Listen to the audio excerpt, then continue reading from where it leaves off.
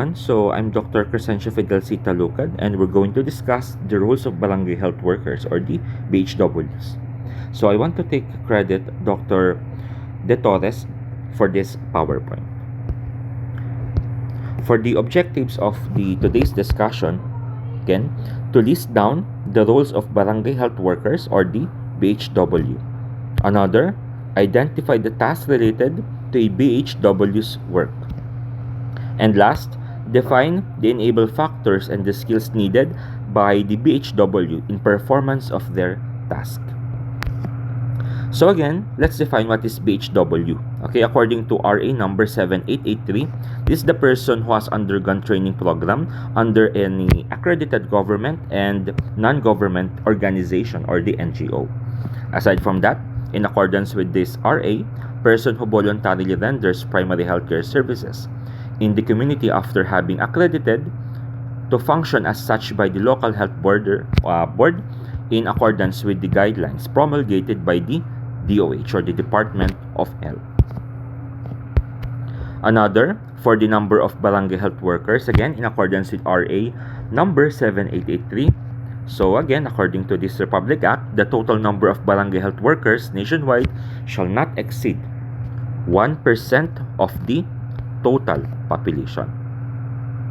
Also, for the ratio, shall be at least 1 BHW every 20 household.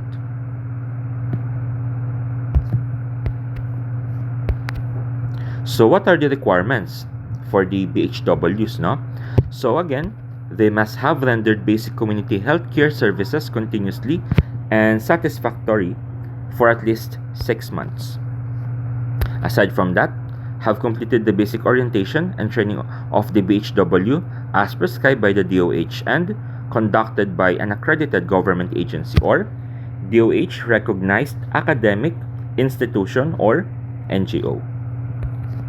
Also, there must be a particular age before being a BHW.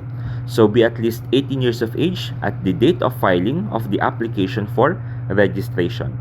And again, the individual must be physically and mentally fit. This requirement is in accordance with the House Bill number 10699, an act providing for the Magna Carta of Barangay Healthcare Worker. So what are the different specific roles of a BHW? Again, this is accordance with the Barangay Health Workers Pocket Handbook by the DOH that was published in year 2015, and House Bill number 10699, an act providing for the Magna Carta for Barangay Health Worker. So number one, again, advocate. Okay, they will become the advocate of the community. Aside from that, educator, especially if they're going to do the health teachings. Disseminator, specifically by the information. Linker or the coordinator, so they are the one that will link to a higher agency or report to a agency if there's particular problem that exists in the community. Record keeper for the data, and healthcare service provider. So these are the 6 specific roles of BHW in accordance with the House Bill 10699 and BHW Pocket Handbook by the DOH. So again, for the advocate, an advocate of a current health program, project, and activities to improve access and use of health services. To support, promote, and champion the current health program, project, and activities to improve access to quality health services toward the improved health status of the community. Okay, so that's the main goal of being advocator of the BHW. So next, an educator who will advise and counsel the community. So again, to guide and advise the community on the current DOH and health priorities of the local government units or the LGUs, such as importance of your birth plan, facility-based delivery in reducing the maternal and infants mortality or the deaths, the newborn screening or the NBS for the early detection of congenital metabolic disorder, okay, yung mga errors of metabolism, okay, which may lead to mental retardation and even death, among others, no? So right now, aside from the traditional na disease that is being detected by the NBS, right now it's more expanded na, okay? More broad and more complex. So next, disseminator. So again, to maintain regular communication between local professional health workers and the catchment household. Okay, so again, the BHW will update the concern and again the different relevant information in the community, and also to inform the same to the community for appropriate action if necessary. So another, a linker or coordinator. So to facilitate access to or association of the community with relevant network of health and non-health service provider within or outside their catchment areas. Also, a record keeper to maintain update or updated list records of health data, health activities, events in the area or the community. Another, healthcare service provider.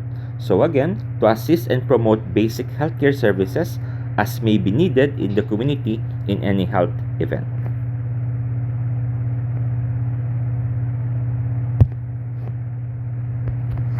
So again, those are the basic, okay, roles of a BHW in the community. Okay, but sometimes in real setting, okay, aside from those basic rules, there's an additional extension pa of their different roles. Okay, so aside from that, essential general qualities of a BHW. So again, they must possess this different attitude, no? So again, teachable. Okay, so they must be there must be an openness to learn new things and to accept feedback or the mistakes for further improvement. Okay, another, team player. Okay, so cooperate and work harmoniously with other team members, no? So again, so work harmoniously with the midwives, the nurse, the physicians, okay, the other allied health workers, the patient. Okay, another, diligent and dedicated to work. So there must be a perseverance in doing his or her job despite the difficulties, okay, setbacks and lack of financial support. Okay, another, kind, sensitive and considerate to others. Okay, again, this is in accordance with the BHW Pocket Handbook by the DOH. So what are the different incentive and the benefits, no? So according to the House Bill number 10699, again, these are the different incentives, okay? So first, privilege for the BHW, okay, there must be 20% discount on all items, okay? Another, they have their hazard allowance, so which costs 1,000 peso or pesos per month. Next, subsistence allowance, 100 per day or 100 pesos per day. They also have their transpo or the transportation allowance, which costs 1,000 pesos per month. Another, one-time retirement cash incentive, which costs 10,000 pesos, at least 15 years of service, no? So they must get that particular years for them to get the 10,000 pesos.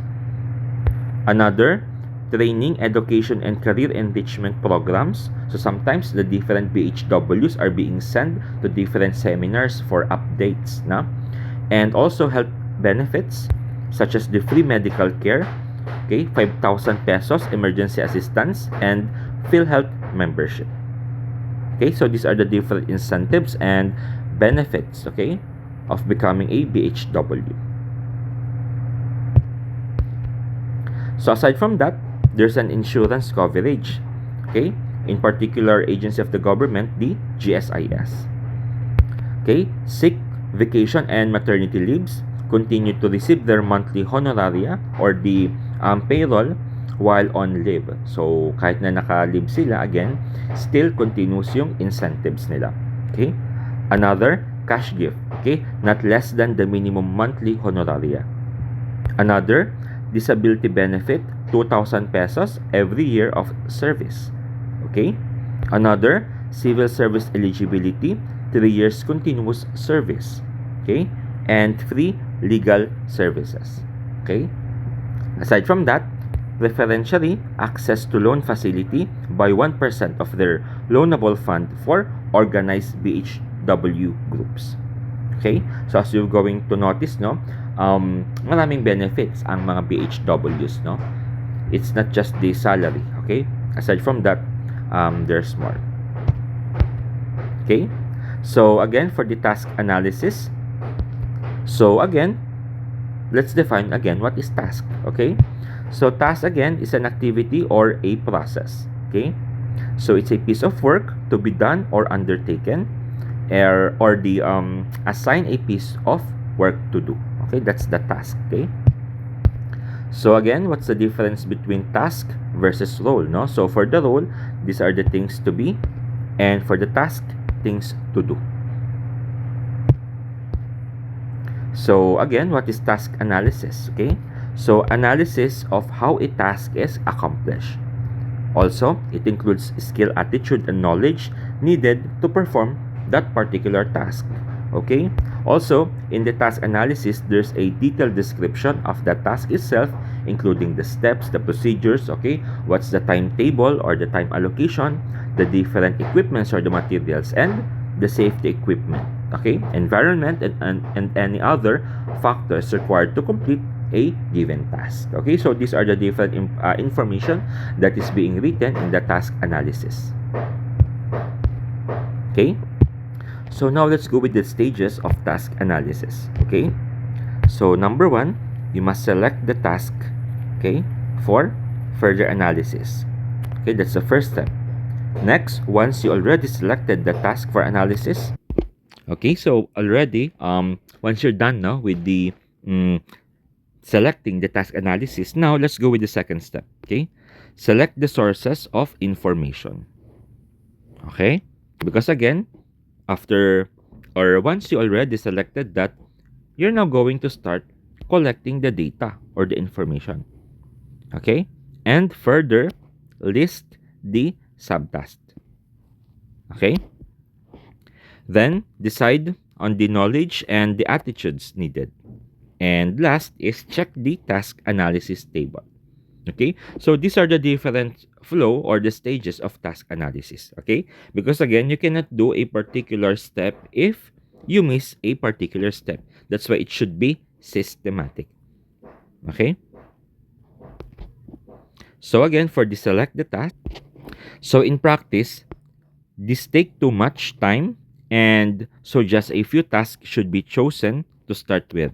Okay, and it does not rely or really matter which tasks are chosen, but it might be sensible to start with tasks that are familiar or are carried out frequently by the health workers. Okay, so again, that's for the selection of the task. So selecting the source of information, again, choosing one of the sources below. So again, either yourself, the textbook, the observation of the health workers, discussion with teachers, administrators, and advisors, and discussion with health workers. Okay, so these are the different ways or how to select, no, or give you an idea where the information can be will be get, no. So for collecting the information, again, if you're going to get the information for yourself, again, it will pertain towards your own experience.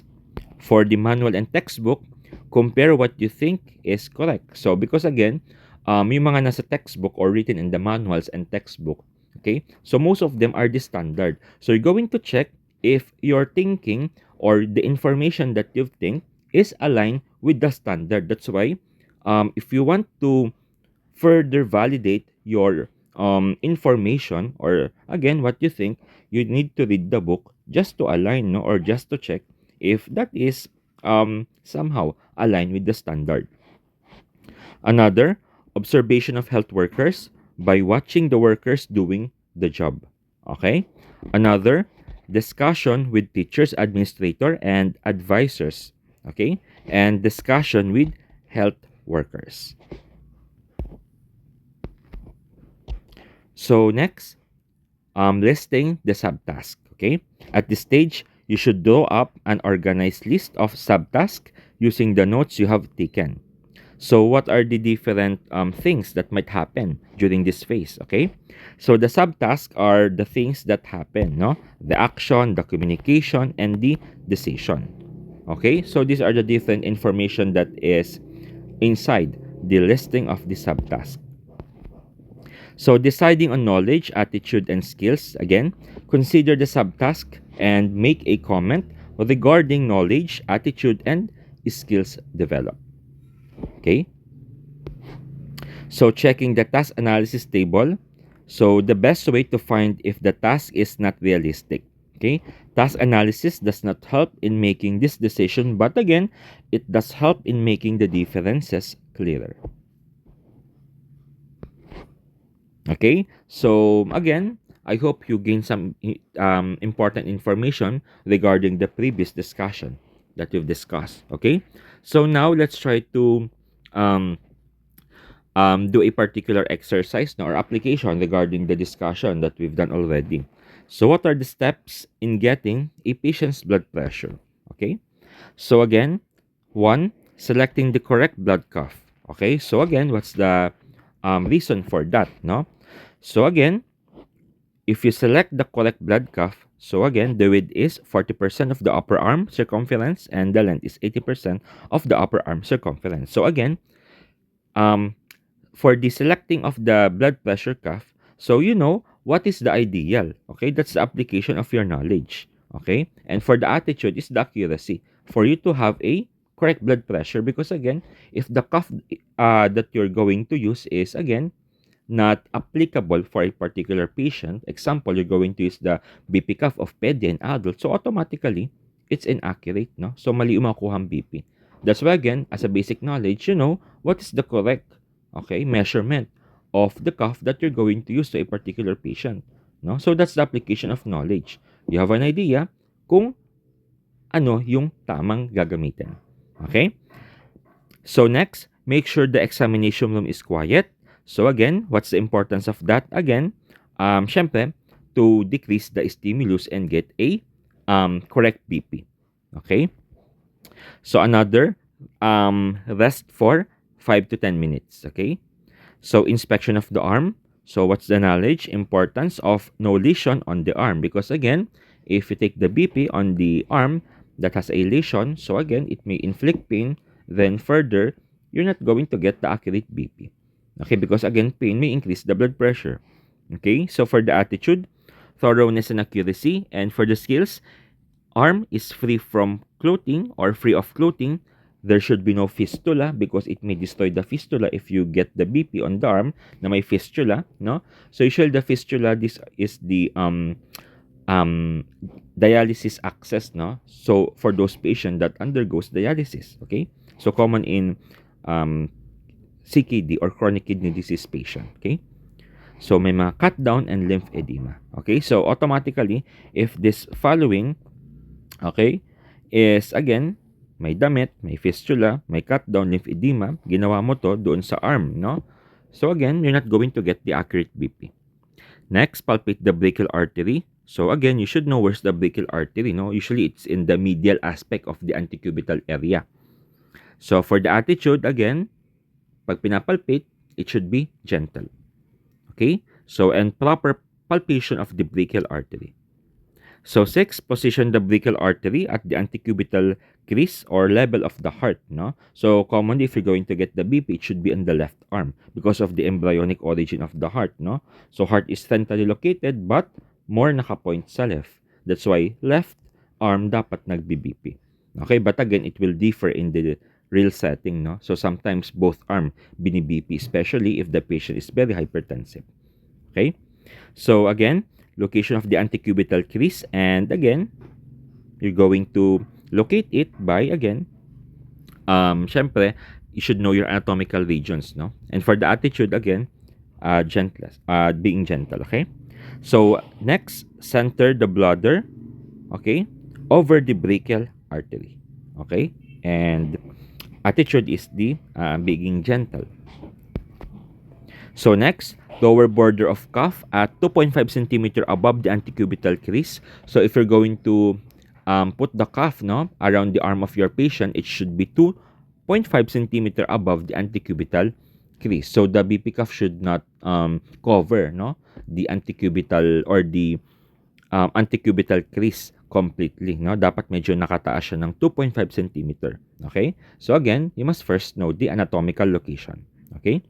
Another, determine how high, okay, to raise the cuff pressure. Okay?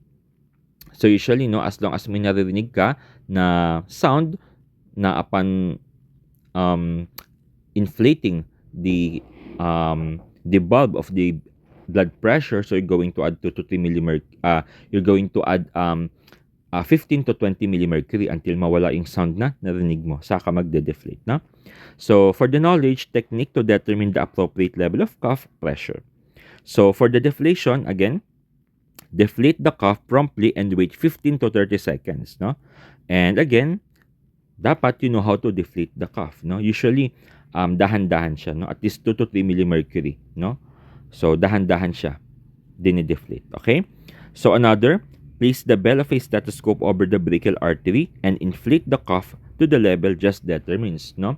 So, bakit bell? So, actually, by the book, it should be the bell because the bell detects the low frequency sound, no? But again, right now, in the different setting, so ginagamit nila the diaphragm, no? But again, by the book, it should be the bell because it detects the low frequency sound. Comparing with the diaphragm, it detects the high frequency sound, no? So, but again, in reality, diaphragm ginagamit. But by the book, it should be the bell. Okay? So, again, you should know the location of the brachial artery and how to inflate the cuff. And again, next, determine the systolic blood pressure. And for the knowledge, how to determine the systolic blood pressure. Okay? And 13, determine the diastolic blood pressure. So for the systolic, that's the contraction of the heart, and diastolic, that is the relaxation of the heart, no? So again, for the systolic blood pressure, the reason for that is the closure of your AV bulb and opening of the semilunar bulbs, no? And for the diastolic, that is the opening of the AV bulb and closure of the semilunar bulbs, no? That's why upon closure of the AV bulb and opening of the semilunar, it will give rise to your S1 or the lab.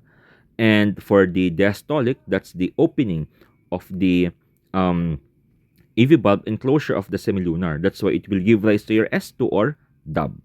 Okay? So again, for the determine the systolic blood pressure, so determine the level at which you hear the sound of at least 2 consecutive beats. Okay? So usually sa systolic blood pressure, may mga phases yan. But again, ito yung first na sound na maririnig mo. Okay? For the diastolic, lower the pressure slowly until seconds become muffled and then disappear. Okay? So this is the last sound that you're going to hear. No? So usually may mga phases yan in physiology. But again, it takes time, no? For you to know taking the BP. It's not overnight. Sometimes it's a skill that develops over a period of time. So next, what are the steps in performing an otoscopy? Okay. So again, number 1, explain the procedure to the patient. Okay. So you should know what's the importance of your otoscopy. Okay. So again, you should build your rapport, no, to your patient. So next, check of the otoscope if properly functioning. So baka mamaya low bat or walang battery. Okay? So handle the otoscope properly, and again, you should know how to use your otoscope. Okay? So for the skills, between thumb and point finger, place the back of your hand along the person's cheek so that it is steady and brace. Okay? So another, examine the external ear. Usually in pediatric population, if that is less than 3, diba, you're going to pull the tragus down and backward. If that is more than 3 years old, you're going to pull the auricle up and backward, no? The reason for that, pag less than 3, pababa and pabackward, yung pulling ng ear because of the still there, the anatomical structure or the ear canal is not yet well developed, no? Comparing with children more than 2 years old. So the auricle are being pulled up and then backward, no? So take note of any redness or erythema, discharge, swelling, pain, and again, be gentle in doing this and it should be accurate. So another, straighten the ear canal. So again, just like nung nasabi ko kanina, so how to do physical exam on eardrum and canal. Okay, again, be gentle and accuracy is needed. And for the skills, use opposite hand to gently pull the outer ear upward and backward on patients more than 12 months. Okay? And another, different books kasi would tell, no, the particular age, no? But again, for the interest of the class, no? So again, use opposite hand to gently pull the outer ear upward and backward on patients more than 1 year old or more than 12 months. So another, insert the otoscope slowly, okay, into the ear canal, no? And be gentle and avoid putting too much pressure on the otoscope to avoid discomfort. Okay? So another, take note of the findings. So you check if there's redness, swelling, pain, okay? And again, report the findings. And explain the findings to the patient. Okay? And syempre, you put your empathy pa rin, no? And be professional. Okay? For the reference, these are the following. Okay? For the activity and assignment, so interview with the BHW and workshop, no? So again, interview with BHW. So 4 BHWs will be available for the online interview via Zoom for an hour. Okay? Another, so please assign an overall facilitator for the activity to make the interview more organized. And each section will prepare at least 3 required questions with regards to the lecture on the roles of BHW. And each section will initially ask 3 questions, after which anyone from the whole batch can ask their question.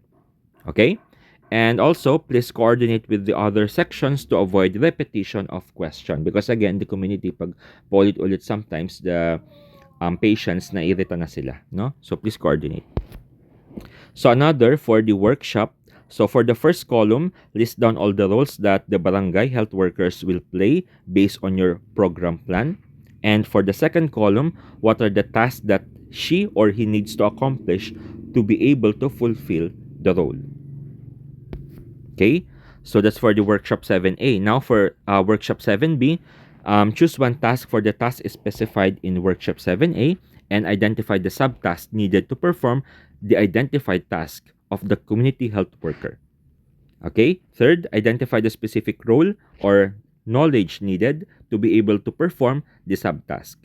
Okay, and specify what are the must-know knowledge, nice to know, or useful to know knowledge needed for the subtask. And again, please do not check, okay? You have to specify what knowledge is needed to accomplish the task. Okay, be more specific. Okay, don't just check it. So again, number 4, identify the attitude needed to be able to perform the subtask.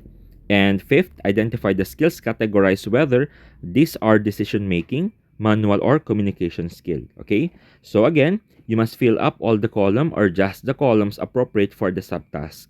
And again, the instruction is to identify, so please write the specific skill needed for the subtask.